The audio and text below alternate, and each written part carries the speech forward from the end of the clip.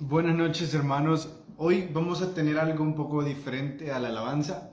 Hoy lo que vamos a hacer es que en los primeros minutos en los que esperamos a los que se van a conectar luego, vamos a darle una repasada a la lectura de hoy. La vamos a leer. Entonces, si ustedes aún no la han leído, pueden acompañarnos en este momento de lectura. Simplemente la voy a leer. No la voy a explicar aún ni voy a responder las preguntas hasta que ya sea el momento. Entonces voy a empezar con el capítulo 3, verso 1. Dice: Después le dijo su suegra Noemí: Hija mía, ¿no he de buscar un hogar para ti, para que te vaya bien? ¿No es Booz nuestro pariente, con cuyas criadas has estado? He aquí que él avienta esta noche la parva de las cebadas. Te lavarás, pues, y te ungirás, y vistiéndote tus vestidos, irás a la era. Mas no te darás a conocer al varón hasta que él haya acabado de comer y de beber.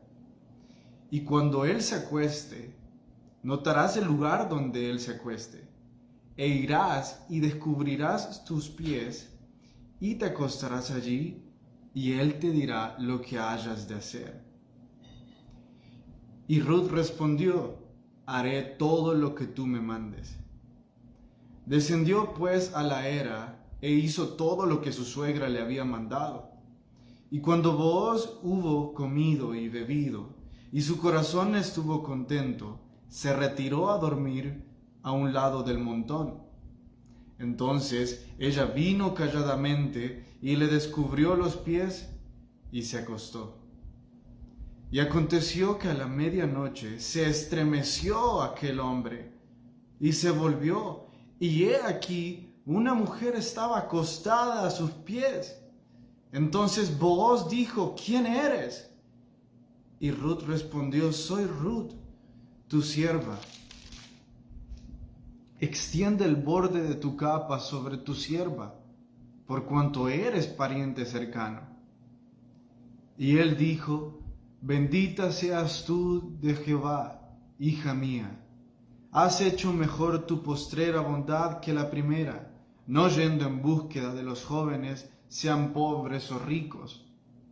Ahora pues no temas, hija mía, yo haré contigo lo que tú digas, pues toda la gente de mi pueblo sabe que eres mujer virtuosa. Y ahora, aunque es cierto que yo soy pariente cercano, con todo esto, hay un pariente más cercano que yo. Pasa aquí la noche, y cuando sea de día, si él te redime, bien, que te redima. Mas si él no te quisiere redimir, yo te redimiré. Vive Jehová que lo haré. Descansa pues hasta la mañana. Y después que durmió a sus pies hasta la mañana, se levantó antes que los hombres pudieran reconocerse unos a otros, porque él dijo: No sepa que vino una mujer a la era. Después le dijo: Quítate el manto que traes sobre ti y tenlo. Y teniéndolo ella, él midió 6 medidas de cebada y se las puso encima del manto. Y ella se fue a la ciudad. Y cuando llegó a donde estaba su suegra, él le dijo: ¿Qué hay, hija mía? Y le contó ella todo lo que aquel varón le había acontecido. Y dijo: Estas 6 medidas de cebada me dio, diciéndome, a fin de que no te vayas a tu suegra con las manos vacías. Entonces Noemí dijo: Espérate, hija mía, hasta que sepas cómo se resuelve el asunto, porque aquel hombre no descansará hasta que concluya el asunto hoy. Bueno, hermanos, esa fue la lectura de hoy. Eso es lo que vamos a estar estudiando, lo que vamos a estar hablando.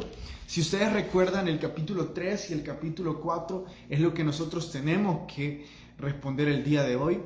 es curioso porque el día de ayer, miércoles, no tocó club de lectura, entonces no pudimos darle una introducción apropiada al libro de Ruth.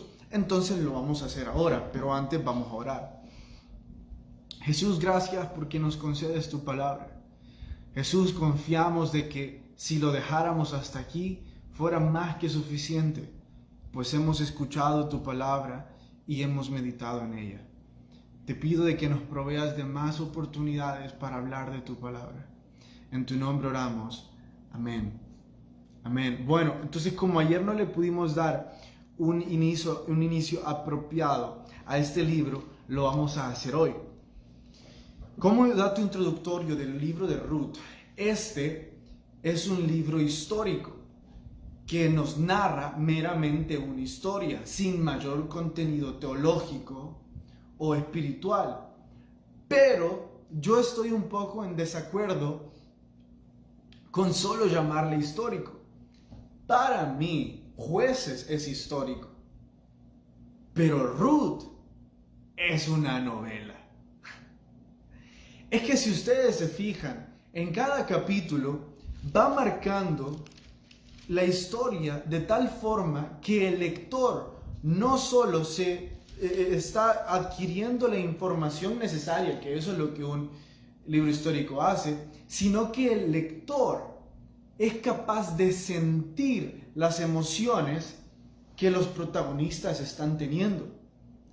El receptor no solo está recibiendo información, sino que está metiéndose en la historia, sintiendo lo que cada uno de ellos siente. ¿Saben algo? Incluso en el capítulo 2, ayer yo me acuerdo que estaba subrayando cómo el capítulo 2 comienza, porque siempre como dato introductorio, en el capítulo 2, desde el verso 1 hasta el verso 3, habla algo así como, imagínense esto, como que si está la escena de la película o de la novela y está la escena de lo que está hablando Noemí y Ruth. Y ellas dos están hablando ahí. Después cambia de escena la novela y pasa a lo que está haciendo Booz. Y después cambia la escena a cuando Booz ve a Ruth. Así como toda una novela. No necesariamente llena de detalles históricos que podían cambiar el rumbo de toda la nación, sino meramente una novela. ¿Quién fue el escritor? ¿Quién narró tal historia de esta forma? Sorpréndanse, los estudiosos aseguran que el escritor de este libro fue Samuel. Yo estoy de acuerdo con los historiadores porque al final de este libro se nos dice la razón por la que lo tenemos en la Biblia. Al final, que es nuestra lectura de hoy, se nos dice que Booz es el abuelo de David. Por lo tanto, Ruth y Booz vendrían a ser ancestros de nuestro Señor Jesús, porque sabemos que David fue un ancestro de nuestro Señor Jesús. Por lo tanto, Ruth y Booz se encuentran en la línea mesiánica que nosotros conocemos que está en Mateo. Esa es la importancia de esto. Y esa es la razón por la que yo concuerdo con los historiadores de que fue Samuel el escritor, porque para Samuel era importante dejar una prueba de quién había sido el ancestro de David. Ahora, tratando de entender un poco el corazón de Samuel o el corazón que Dios le dio a Samuel para relatar esta historia, voy a recalcar que Ruth era moabita. Y vamos a recordar que el periodo de tiempo en el que se escribió este libro, hablando del contexto de este libro, es en el periodo de tiempo de los jueces, de la teocracia. O sea, no había rey aún. Por favor, recuerden todo lo que hemos venido hablando hasta este momento sobre los israelitas cuando tenían jueces, o mejor dicho, siendo más específicos, recuerden todo lo que hemos venido hablando sobre el libro de los jueces. Y lo que hemos venido diciendo sobre este libro es que es un libro lleno de historias oscuras, por la suciedad moral en la que se encontraba el pueblo en ese momento. Por consecuencia de la oscuridad moral en la que se encontraba el pueblo, enfrentaron una sequía, enfrentaron hambruna. Elimelech y Noemí, cuando se enfrentaron a esa sequía, no vieron otra mejor opción que irse a vivir con los moabitas, o sea, irse a un pueblo pagano. Como consecuencia de esa decisión, sus hijos, los hijos de Noemí y de Elimelech, tomaron para sí mujeres moabitas, o sea, mujeres paganas, que ustedes saben de sobra, eso era muy mal visto por parte del pueblo de Israel. Hay algunos que piensan que la muerte del esposo de Ruth y de los esposos de estas mujeres, o sea, de los hijos de Ruth, fue debido a un castigo divino que Dios les entregó. O sea, dicen que la consecuencia de que que Noemí y su esposo se hayan ido a vivir con los moabitas fue la muerte de los hombres de familia. Porque eso obligó a Noemí a regresar a su pueblo. Nosotros leímos ayer que mientras estaban regresando a su pueblo, las moabitas, las dos yernas, no se dice yernas, eso solo se ocupa para los hombres. Yo siempre confundo los nombres, pero las dos esposas de sus hijos, al darse cuenta que ella se iba sola, llenas de compasión, le dijeron: Noemí, vamos a ir contigo. Noemí les dijo: hijas, no lo hagan, no tienen nada que hacer. Pero Ruth dijo un verso que yo sé que quedará para la posteridad. Dijo: no me ruegues que te deje y me aparte de ti, porque donde quiera que tú fueres, iré yo, y donde quiera que vivieres, viviré. Tu pueblo será mi pueblo, y tu Dios será mi Dios.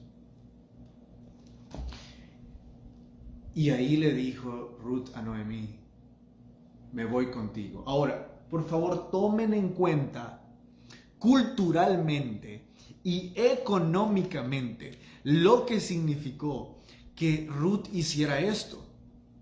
Ruth vivía, gracias hermana Milsen, siempre confundo los nombres de las familias. Quizás dislexia o algún problema psicológico, no sé.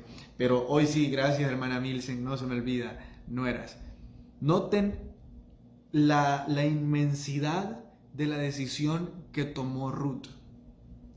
¿Por qué se había ido Noemí de su pueblo? Por la pobreza, por la necesidad que ahí pasaba. ¿Y a dónde había ido? A un pueblo con mejores posibilidades económicas, donde estaban los moabitas. Y ahora que Noemí se está regresando a su pueblo, significa que está regresando a la miseria y a la pobreza. Y añadámosle también al hambre. Eso significa que Ruth estaba dejando un pueblo con mejores posibilidades económicas, con mejor desarrollo, para irse simple y sencillamente con la mamá de su esposo muerto. Entonces sí, fue tremenda decisión la que Ruth tomó. No lo vean algo así como que, es que ya no tiene dónde vivir. No. En ese momento, el pueblo de Israel no era el mejor lugar para vivir. Fue una tremenda decisión.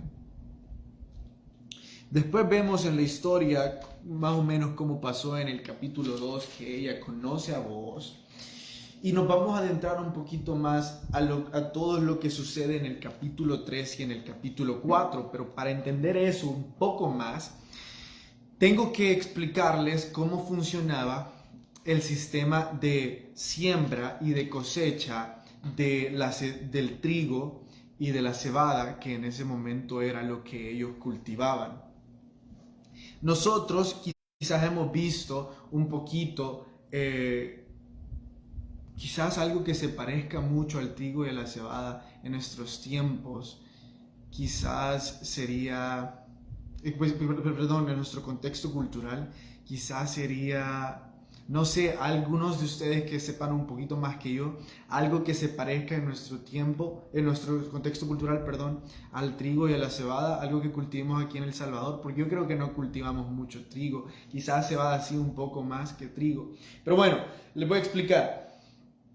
El trigo es un palo, es un palito delgado, así, se ve bastante como que si fuera lo que nosotros le llamamos mala hierba, creo que es, las plantas parásitos que crecen junto a la grama, un palito, un tallo delgado así. Entonces, y arriba de ese tallo van los granos, o sea, va el fruto, ¿verdad? El arroz. Estaba a punto de decir eso, hermana Milsen, gracias por estar ahí pendiente conmigo. Es como que si estuviéramos hablando. Entonces, el arroz, yo lo quería decir, pero no estaba seguro. Pero sí, es un cereal, pertenecen a la misma familia, solo no estaba seguro si la planta crece de la misma forma que el trigo. Pero bueno, sigamos. Entonces, es un palito así, arriba lleva el fruto. Entonces, lo que hacen los segadores es que ellos van agarrando el palito así y van haciendo los bollos o van haciendo los grupos y los amarran. Entonces, los segadores van agarrando el palito, ¿verdad? No exactamente el fruto, sino el palito. Luego lo amarran, lo llevan hacia la granja o hacia el lugar donde lo van a guardar, la bodega, qué sé yo, pónganle el nombre usted, donde almacenan, o sea, el almacén del trigo, lo dejan secar. Y luego los judíos tenían una fiesta muy grande para ellos que se llamaba la noche de la parva de las cebadas. En lo que se hacía en esa noche era que agarraban ya solo el fruto y lo aventaban al aire. La razón por la que lo hacían en la noche es porque había un poquito más de viento. Entonces lo que sucedía es que cuando lo avientan, yo creo que los salvadoreños sí estamos un poquito más familiarizados con esto porque también se hace con el maíz.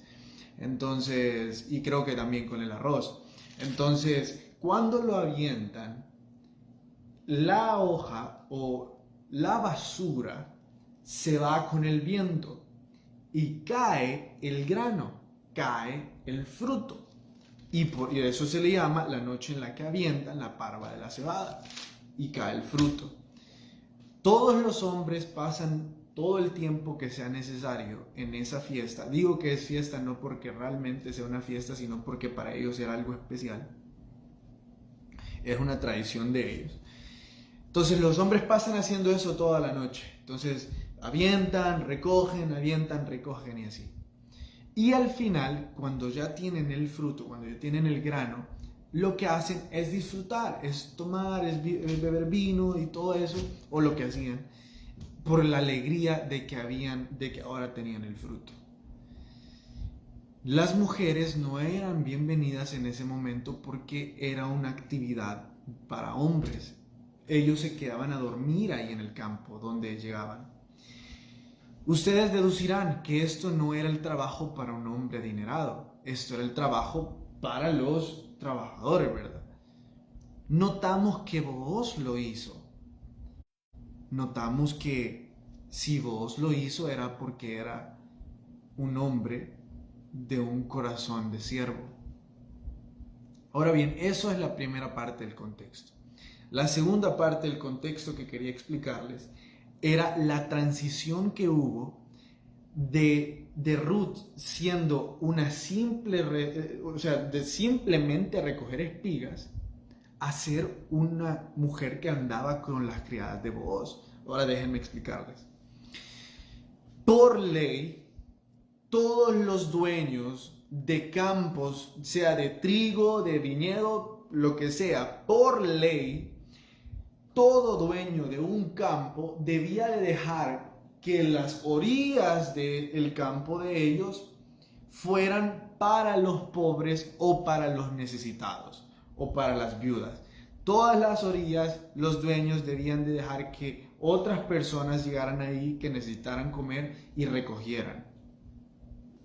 Pero también había otra forma.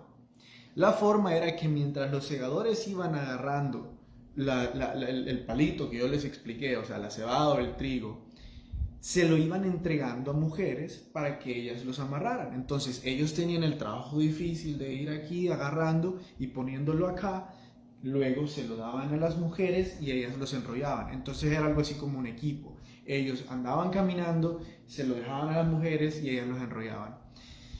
Pero cuando eso sucedía, había otra ley, que todo lo que se les cayera a ellos se lo debían de dejar a los pobres. Entonces, mientras los segadores andaban acá, de repente, en la fuerza que andaban haciendo acá, se deslizaba 1 o 3 palitos. Todo eso que se cayera se lo debían dejar a los pobres. Entonces, lo que Booz dejó al principio era que Ruth participara en eso de andar recogiendo frutos alrededor del terreno, y después lo que le dijo fue que participara en recoger los frutos que se le cayeran a sus trabajadores porque podía estar con las criadas. No solo le dijo que podía participar en esta otra, sino que también le dijo que era bienvenida a comer con sus criados, con sus criadas y con sus trabajadores.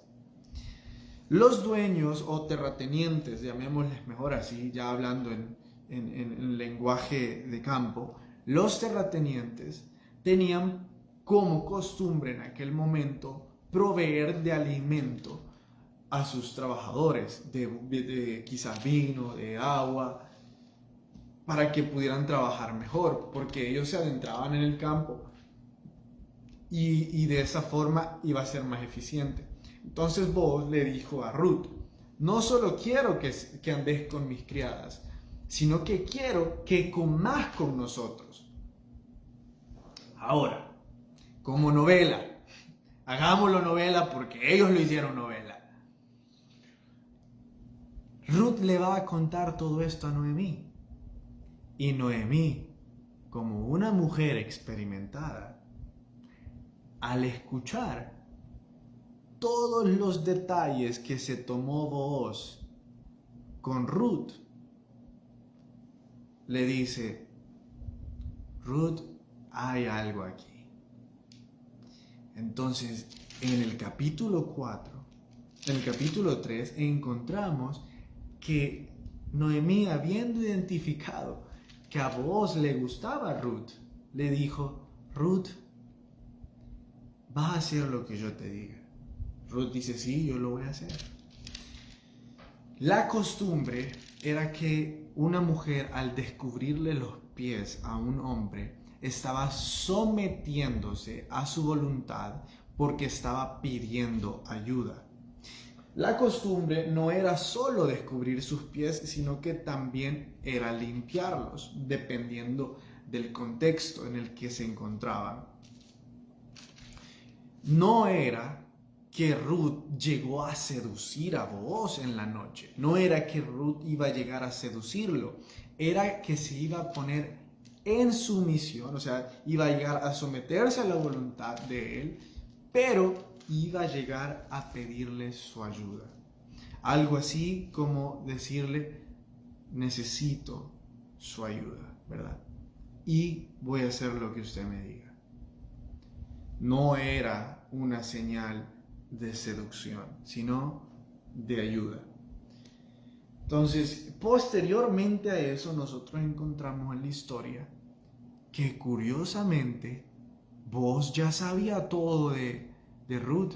ya sabía, porque escúchenme, esa misma noche que ella le pide ayuda a él, esa misma noche, él le dijo, hay un pariente cercano antes que yo. Entonces primero le voy a preguntar a él y después vamos a ver si yo te puedo redimir. Qué curioso, ¿verdad?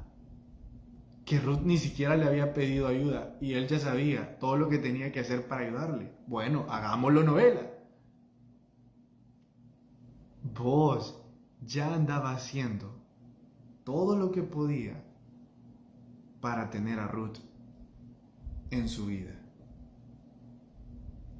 Luego, al siguiente día, qué curioso que ya tiene planeado todo, la estrategia, a los 10 ancianos que iba a reunir, qué curioso que ya sabía también a qué horas pasaba el otro pariente, por dónde pasaba el otro pariente, qué curioso que también ya tenía todo planeado para hacer el negocio con el pariente, y lo hizo.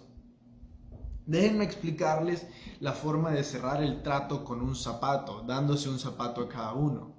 Un zapato es parte del uso personal. No solo y ustedes pueden darse cuenta de esto. Por favor, miren a la suela de sus zapatos y se van a dar cuenta que la forma en la que ustedes gastan los zapatos es muy diferente a la que otro gasta el zapato. Algunos de ustedes gastan más el lado derecho, otros el lado izquierdo, otros el lado atrás. En fin, es de uso personal. Dar yo un zapato es dar la mitad de ese elemento de uso personal. ¿Por qué? Porque todavía me queda un zapato. Entonces, si llegaba a haber un altercado y alguien decía, no, él no ha hecho negocio conmigo, entonces el otro iba a decir, por supuesto que sí, aquí tengo el zapato. Y él y el otro lo tiene él, como muestra de que los dos hicimos este pacto. Esa era la razón por la que se daban zapatos. Ahora, es curioso, ¿por qué el otro miembro no quiso a Ruth? Yo sé que algunos me van a querer decir, bueno, porque era voluntad de Dios. No, tengo que decirles, el otro ya estaba casado. Y él comprendía perfectamente el conflicto de intereses que iba a ocasionar si él se juntaba a otra persona. Iba a crear una nueva familia y, lo quiera o no, iba a crear un conflicto de intereses entre las dos familias y eso iba a provocar muchos problemas en su vida. Entonces él dice, yo no quiero esos problemas, así que vos redimí la voz. Vos lo querés hacer, está bien. Vos lo hace, pues encontramos en la historia que Ruth era conocida por ser una mujer virtuosa. Ahora, los puntos de aplicación que vamos a recordar en nuestra guía de hoy es el significado de la palabra Goel, pero también los nombres que se les dan al principio a estas dos mujeres. Así que recordemos estas cosas. El nombre que Noemí se puso al principio fue Mara, una mujer llena de lamentos. El nombre con el que se describe al principio a Ruth es Ruth la Moabita.